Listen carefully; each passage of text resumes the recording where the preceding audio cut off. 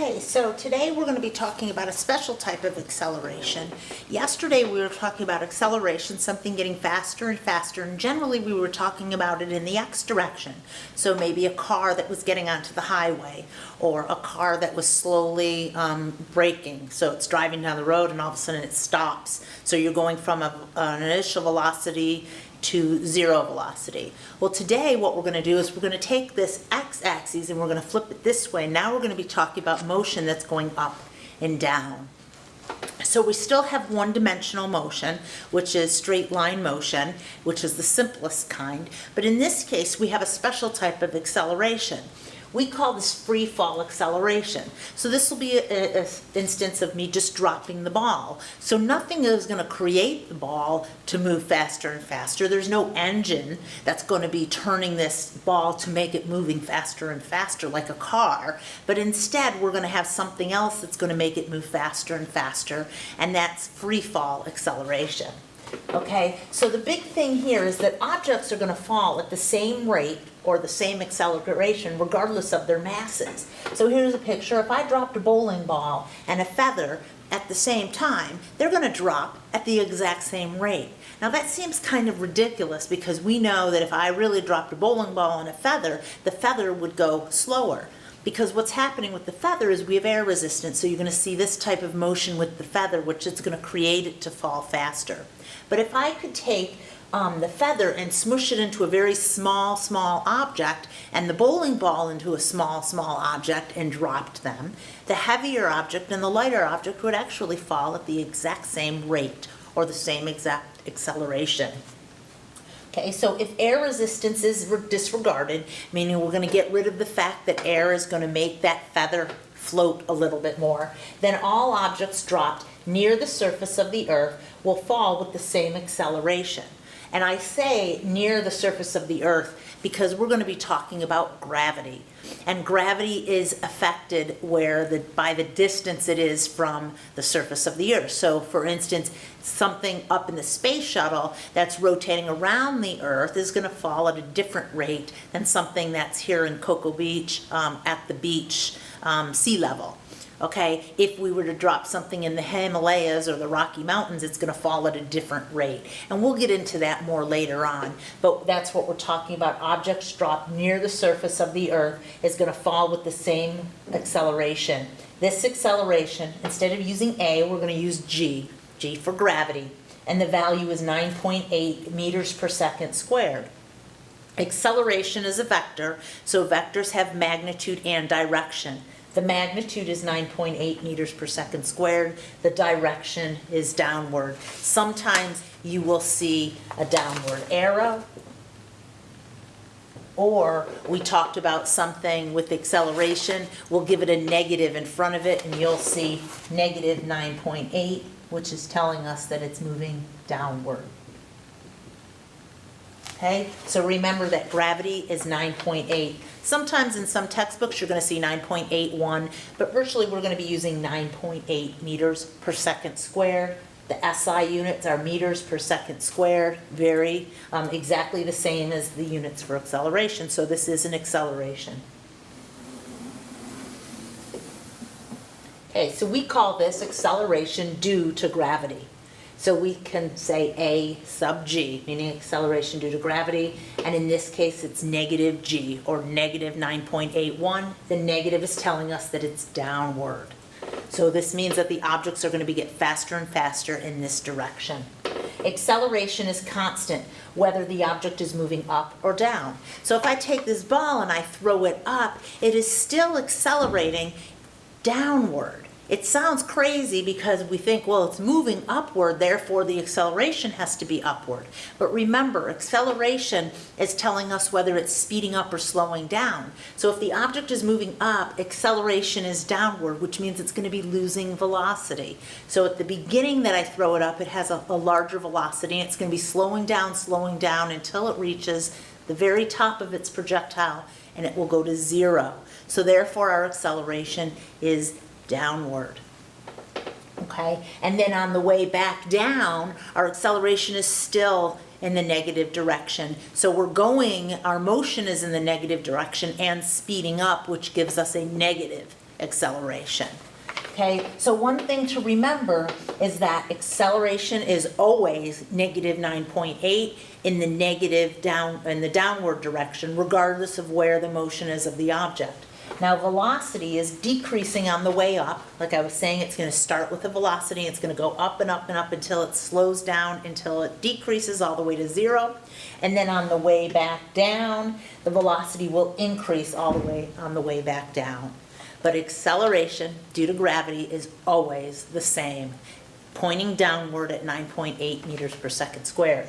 So here's a motion diagram of the velocity of an object. It's going up, it's starting very fast, and it's going to slow down until it reaches 0. On the way back down, it's slowly getting larger and larger and larger until it gets to a large maximum velocity.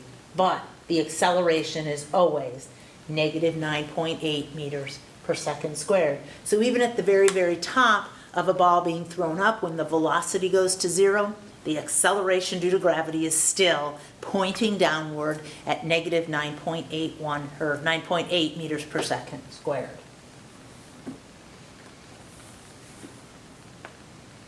Okay, so here's an example that we're going to be doing.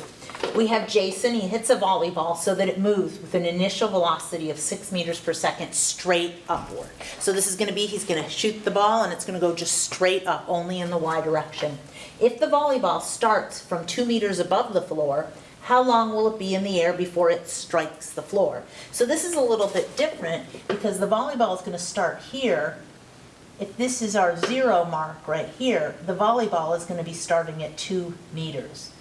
Okay, and it's going to go all the way up and then all the way back down, and we're looking for when it hits the ground over there.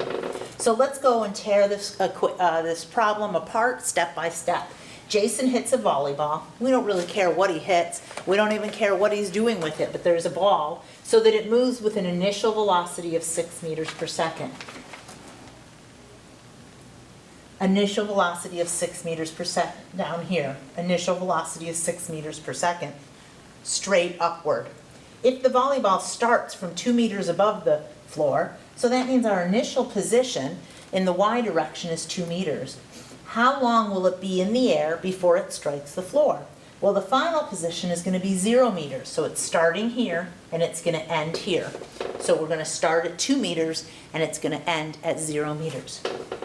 We know that the acceleration in the y direction is always negative 9.8 meters per second squared. Even though they haven't told us that, this is going to be an applied variable.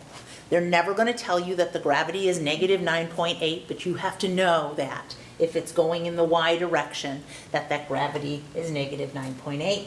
Our unknown, it says how long. The word how long is asking us what's the time. How long is it going to stay in the air? So what we're going to do is we're looking for t. We have our v initial, we have our y initial, our y final, and our acceleration. So we're going to look for some of the equations to try to figure out what's happening here. So let's look at what our final velocity is going to be right before it strikes the floor. So we're going to use this of our equations. We know that v final squared equals v initial squared plus 2a delta y. V final, we don't know what that is. That's what we're going to be looking for. We know our initial velocity is 6 meters per second squared plus 2 times a, which is negative 9.8. And don't forget that negative over here, times y final, which is 0, minus y initial, which is 2 meters. So what we're going to do here is we're going to add these things together. Excuse me, this is v final squared is 36, which is 6 squared. And then I multiply 2 times negative 9.8 times negative 2, and I end up with positive 39.2. And you can see here that this is meters squared, second squared, which gives us meters squared over second squared. This over here is meters times meters over second squared. So because they have the same dimensional analysis, dimensions are correct, we can add these two together. We have 36 plus 39.2. We get 75.2 meters squared per second squared. Well, remember, this is v final squared equals that. So if we take the square root of this, we can say that v final equals positive or negative 8.67 meters per second. Notice that you have meters squared over seconds squared inside the radical. So once we take it outside the radical, it's in meters per second. Now, which one do we use? We have positive 8.67 meters per second. We also have negative. So how do we find out? Well, if you look here, we're saying how long will it be in the air before it strikes the floor? So if this volleyball is going up, it has a positive velocity. Here it has 0. Well, what's going down here is the motion is down. So we have a negative velocity. So we're going to use negative 8.7. We're going to use significant figures here. 2 significant figures, 2 significant, 2 significant. Our answer is 2 significant figures, and it's going to be a negative velocity. Well, they're not asking for our final velocity, are they? They're asking for how long, our time. So now we have another variable that we know. We know our final velocity, we know our initial velocity, and we know our A. So we're going to come over here, and we're going to use this equation right here. Our final velocity equals our initial velocity plus AT. Well, I just calculated our final velocity is negative 8.7 meters per second. Our initial is 6 meters per second. Our acceleration, remember once again, it's negative 9.8 times the time. And this is what we're looking for. Our unknown value is t. So if we plug this into our calculator, we bring this over here. We have a negative, but we have a negative over there. So that's good. And our time ends up being 1.5 seconds. Now, if you end up with a negative value for time, that's a hint that you've done something wrong because we can't go back in time. We might be able to do that in math, but in physics, everything is what happens in real life, and we can't have a negative time. So this gives us our answer. Okay, let's try another example. We have a flower pot. It falls off a windowsill 25 meters above the sidewalk. How fast is the flower pot moving when it hits the ground? A lot of times it helps to draw pictures. So if I have this object right here, I have a flower pot. Not the best artist, but you can see we have a flower pot right here.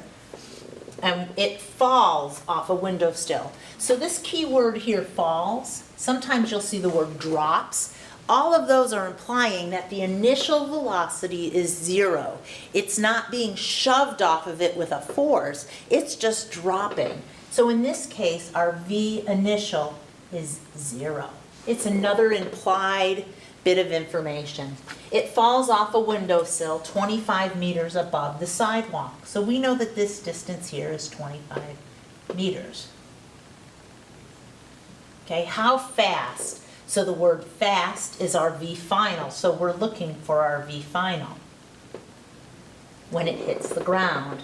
So let's see what we're given. We're given indirectly that the initial velocity is 0 meters per second. Now this is an interesting thing. Our delta y, remember delta y is y final minus y initial. Well, y final is down here because the object goes this way and it ends down here. So y final is 0, y initial is 25, so our delta y is negative. We need to make sure that we include that negative. One of the ways that I like to look at it is what is the path of the object. In this case, the object is going down, therefore we're going to use a negative. Okay, and our acceleration is negative 9.8 meters per second. This is our acceleration due to gravity, and we're looking for our V final.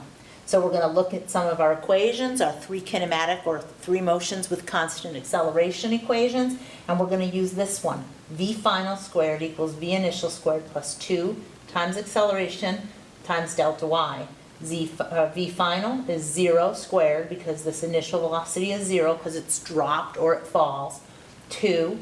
A is always negative 9.8 meters per second, and our delta y is negative 25 meters. So you can see that you're going to have a negative times a negative, and our answer here is going to be positive, which helps us because this is a square, this is a perfect square here, and we have to take the square root. If it was a negative value, it wouldn't make sense. So V final is plus or minus 22.1 meters per second. Once again, which one is it? Is it positive or negative? Well, this flower pot is starting up here and going down, and they want to know what is it when it hits the ground. Well, we can see that V final is going to be negative. So our answer will be negative 22.1 meters per second.